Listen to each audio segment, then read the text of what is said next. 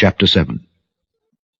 Then came together unto him the Pharisees and certain of the scribes which came from Jerusalem. And when they saw some of his disciples eat bread with defiled, that is to say, with unwashen hands, they found fault.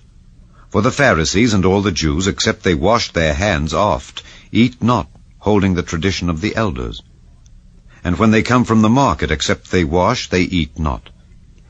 And many other things there be which they have received to hold, as the washing of cups and pots, brazen vessels, and of tables.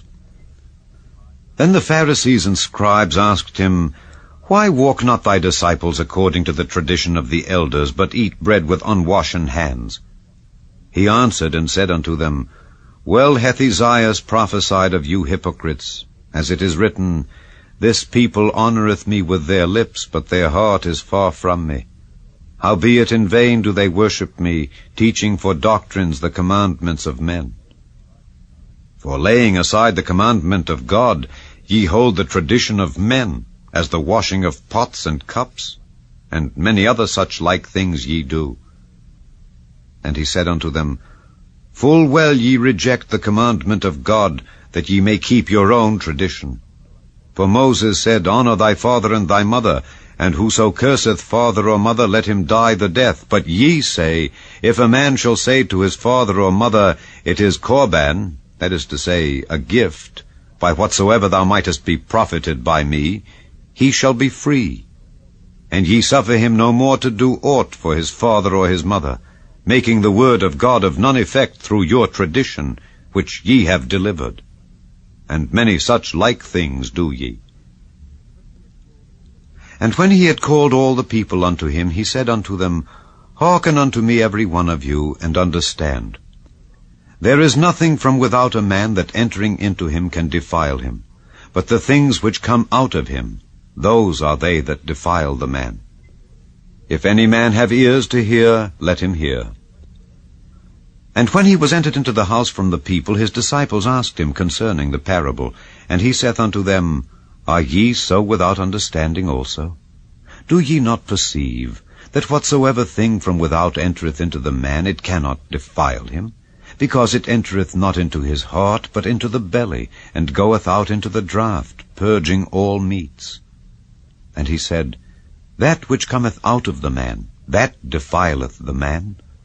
For from within, out of the heart of men proceed evil thoughts, adulteries, fornications, murders, thefts, covetousness, wickedness, deceit, lasciviousness, an evil eye, blasphemy, pride, foolishness. All these evil things come from within, and defile the man. And from thence he arose, and went into the borders of Tyre and Zidon, and entered into an house, and would have no man know it. But he could not be hid. For a certain woman, whose young daughter had an unclean spirit, heard of him, and came and fell at his feet. The woman was a Greek, a SYROPHOENICIan by nation. And she besought him that he would cast forth the devil out of her daughter. But Jesus said unto her, Let the children first be filled, for it is not meet to take the children's bread and to cast it unto the dogs. And she answered and said unto him, Yes, Lord, yet the dogs under the table eat of the children's crumbs. And he said unto her, For this saying, go thy way. The devil is gone out of thy daughter. And when she was come to her house, she found the devil gone out, and her daughter laid upon the bed. And again, departing from the coasts of Tyre and Zidon, he came unto the sea of Galilee through the midst of the coasts of Decapolis. And they bring unto him one that was deaf, and had an impediment in his speech, and they beseech him to put his hand upon him. And he took him aside from the multitude, and put his fingers into his ears, and he spit, and touched his tongue. And looking up to heaven, he sighed, and saith unto him, Ephphatha, that is, be opened. And straightway his ears were opened, and the string of his tongue was loosed, and he spake plain. And he charged them that they should tell no man.